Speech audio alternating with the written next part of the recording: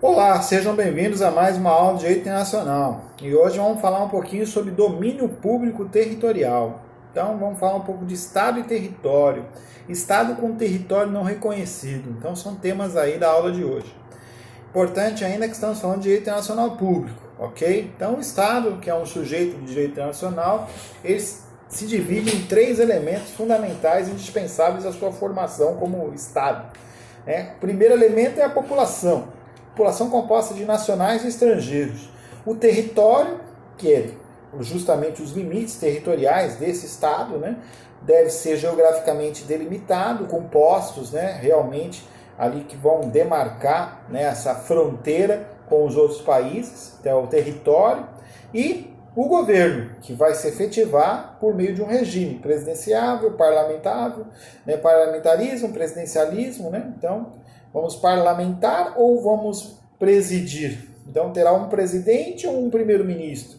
A forma de governo e a forma de regime, Será por meio de um regime democrático ou um regime ditatorial, Então, nós temos aí, hoje, a maioria dos estados aí escolhendo essas formas de governo, essas formas de regime, E é muito importante também dizer, que dentro do governo, ele tem aí as questões que envolvem a república ou a monarquia, Poucos ainda são monarquia, mais na Europa, Mas, de qualquer forma, existe aí a família brasileira, que é a família monarca, que nós pagamos tributos ainda em prol dos monarcas, que é a questão aí do laudêmio, que parte para a família real brasileira, uma taxa federal aí, que é muito ainda utilizada.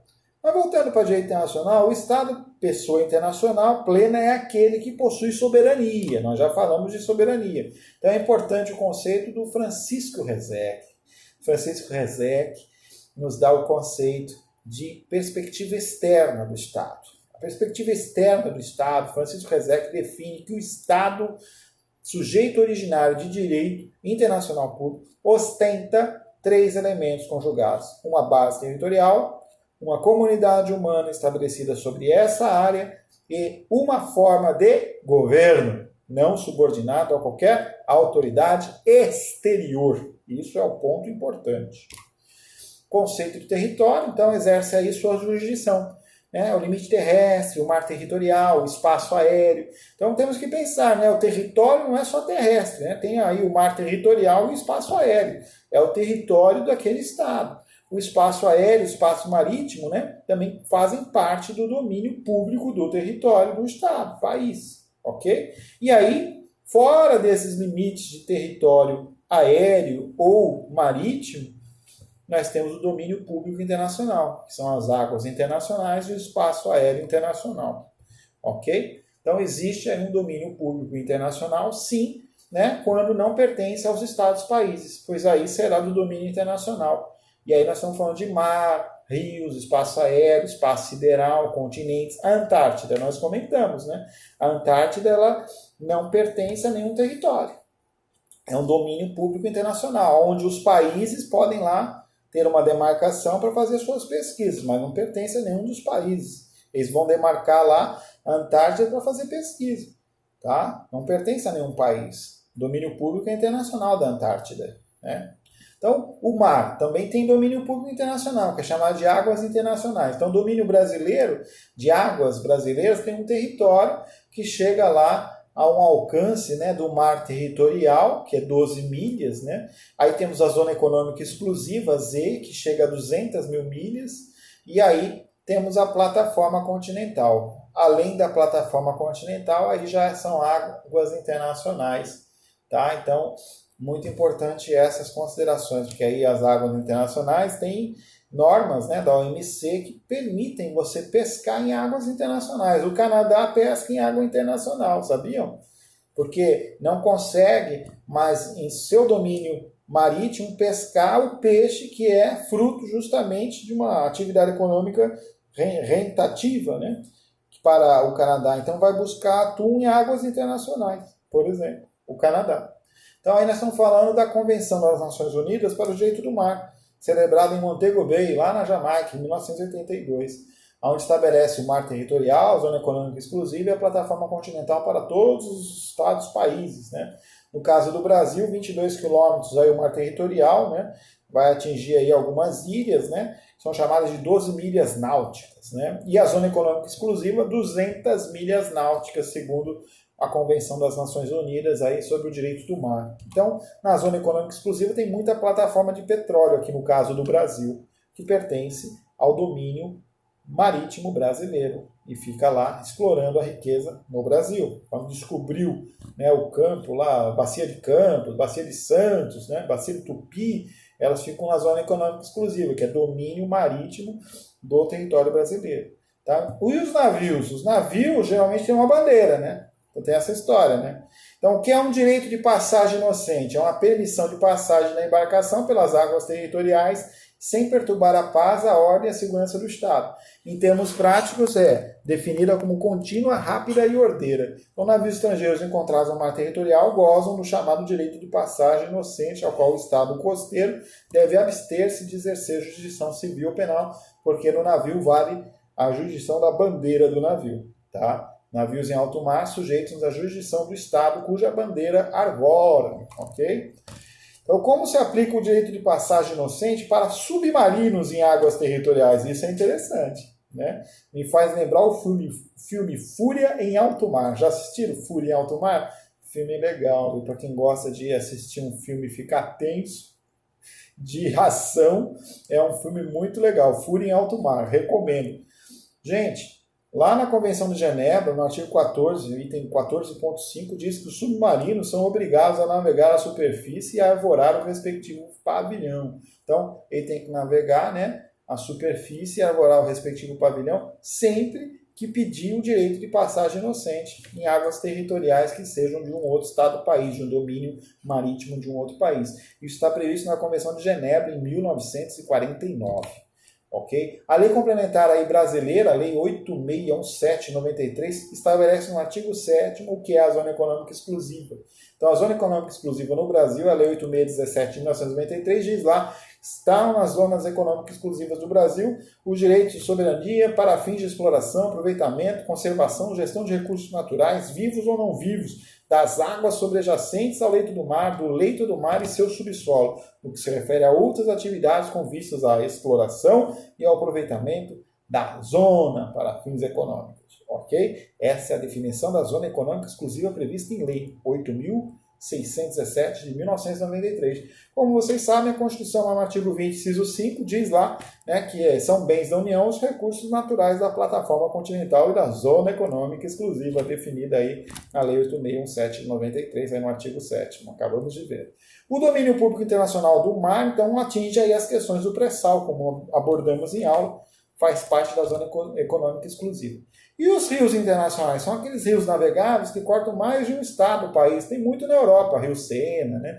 E aqui temos o Rio Amazonas, né? Que começa num país, termina no Brasil e vai lá em cima, lá no Oceano, né, Atlântico. Então, são aí de domínio público, né? Pertence cada um à sua parte, né? O rio se torna internacional porque tem fronteira, rio com fronteira, de tão extenso que ele é. Então temos aí o Danúbio, para dar um exemplo, a Bacia do Prata, são rios aí de domínio público internacional, porque tem que existir uma necessidade, né? O rio, ele não serve só a um país, ele serve a muitos países. Um dos maiores exemplos é o Rio Danúbio, né, que sai do Mar Negro e vai lá perto lá da Espanha, já dentro da Alemanha. Então, vai longe, né? Atravessa vários países aí na Europa. E a Bacia do Prata também, né? Que é formada pelo Rio Uruguai, Rio Paraná, né? Rio Paraguai. Então vai se somando aí todos os rios para chegar na Bacia do Prata, que passa a ser um domínio público internacional. Tá? E o domínio aéreo, né? Também é importante. Aí o domínio aéreo, a questão do espaço aéreo. Também temos aí essas questões, né? Como é que funciona o controle aéreo. No espaço aéreo, diferente do mar territorial, não comporta direito de passagem inocente, tá? Razão pela qual, em princípio, uma aeronave estrangeira somente pode sobrevoar o território de determinado estado com o consentimento desse. Lembram do 11 de setembro, né? Que aconteceu. Uma das aeronaves que era para atingir a Casa Branca foi derrubada, né, pelos militares americanos, que ela ia atingir a Casa Branca também. Não lembro, né, que uma atingiu uma torre, a outra atingiu outra torre, a outra atingiu o Pentágono, outra aeronave, e tinha mais uma que iria atingir a Casa Branca e foi abatida. Por quê? Não pode sobrevoar o território daquele estado sem o consentimento dele. É diferente da questão do mar, né? O domínio marítimo, que aí tem o direito de passagem inocente. Aqui não tem o domínio de passagem inocente. Aqui tem um controle aéreo. Controle aéreo, né, que é o controle do tráfego aéreo. Então, aqui no Brasil, por exemplo, existe aí o SINDACTA, que é justamente o órgão que vai cuidar, né, do espaço aéreo brasileiro. Então, tem o SINDACTA 1, 2, 3 e 4. Então, são os controles de tráfego aéreo no espaço brasileiro, que é muito importante saber, né, que basicamente aí, no ano de 2017, tinham 13.245 pessoas trabalhando no espaço aéreo brasileiro do SINDACTA. Então, cada unidade é composta por uma rede de radares, estações de telecomunicações que vão detectar, né, as aeronaves que sobrevoam a área de cobertura do SINDACTA 1, 2, 3 e 4. Tá? Então, onde ocorreu o acidente, temos lá um controle de tráfego aéreo que vai responder para o Ministério da Aeronáutica e aí vai começar as investigações. Né? A Convenção de Chicago, de 1944, prevê a Organização da Aviação Civil Internacional, OACI. Tá? Existe desde 1947 a Organização da Aviação Civil Internacional com sede em Montreal. Tá? Tem princípios e conceitos básicos da aviação civil, né? Técnicas, serviços aéreos comerciais, tudo se aplica à aviação civil, né? Que tem toda uma regulação aí que autoriza inclusive as empresas aéreas estrangeiras a operarem serviços regulares em seu território mediante tratados bilaterais. Né? Então, existem aí questões de acordos comerciais para operar empresas aéreas estrangeiras em outros países. E ainda temos dentro do espaço aéreo as questões de aeronaves estrangeiras que estão sujeitas à jurisdição do Estado em cujo território se encontram. Né? Então, as aeronaves militares são exceção, né? Porque essas aeronaves gozam de imunidade de jurisdição. Então, sobre alto mar, as aeronaves sujeitas a uma jurisdição do Estado de matrícula. Convenção determina ainda, né, Convenção de Chicago determina ainda regras sobre a nacionalidade das aeronaves, fixada por meio de um sistema de matrículas mantida por cada estado. Toda aeronave ainda possui uma e apenas uma nacionalidade. Importante ainda a Lei 9.614 de 98, né, que é a Lei do Abate. Aqui no Brasil, ela tem aí o conhecimento, né, a famosa lei do tiro da destruição, tá? Então a possibilidade de derrubar de aeronaves suspeitas quando elas não se reportarem às autoridades brasileiras. Tem aí a lei, que é a lei 9.614 de 98, interessantíssimo, tem um procedimento de como se abate. Temos vários problemas quanto ao tráfico de drogas, né, para abater aeronaves suspeitas, onde existe aí o direito de abate da aeronave na lei 9.614 de 98, estando sobrevoando a segurança nacional e aí podendo atingir aí justamente o território brasileiro e causar insegurança jurídica. Então a lei do abate veio justamente para poder as autoridades brasileiras, na suspeita de uma aeronave que não se reporta ao controle de tráfego aéreo, ela poderá ser abatida. Lei 9.614 de 98. E por último aí nós temos ainda as questões que envolvem o espaço sideral. Vamos viajar agora. O Primeiro Homem, um grande filme, O Primeiro Homem.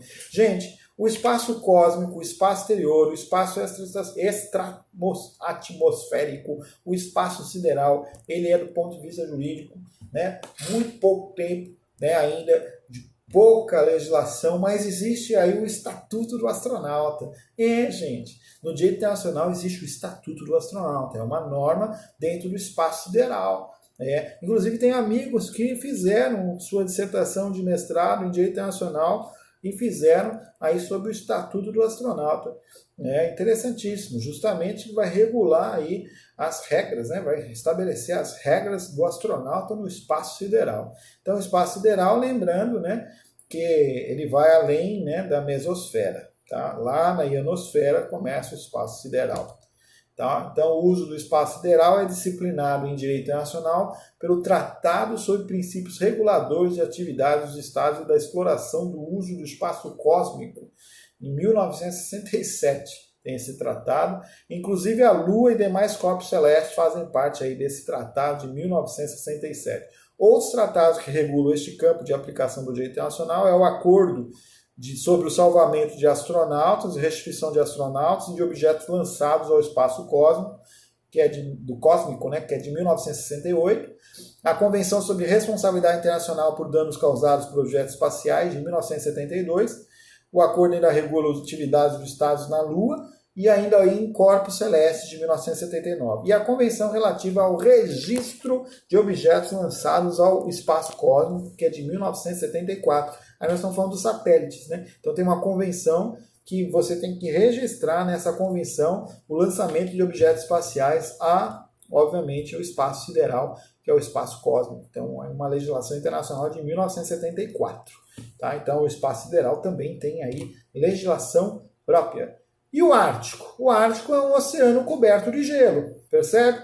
Então é inegável o interesse científico e econômico do Ártico. Estados Unidos, Finlândia, Noruega, Canadá, Dinamarca, Rússia reivindicam o direito sobre o Ártico. Contudo, tais reivindicações conflitam com a Convenção sobre o Direito do Mar e com o princípio da liberdade no alto mar. Então, as relações internacionais referentes ao continente antártico já estão reguladas. Então, é o Tratado da Antártica, como já foi mencionado, 1959, e acordos acessórios da Antártica. Tá? Então, a Antártica, né, temos aí dois princípios mais importantes, que são o uso do continente para pacificação e pesquisa. Então, aí nós temos uma importância de um território que, na verdade, existe.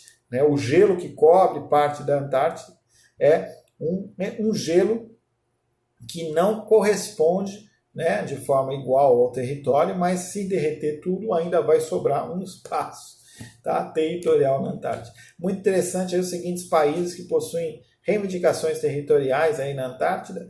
Né? Nós temos aí a França, Nova Zelândia, o Reino Unido, a Chile, a Argentina, né, a Noruega, a Austrália.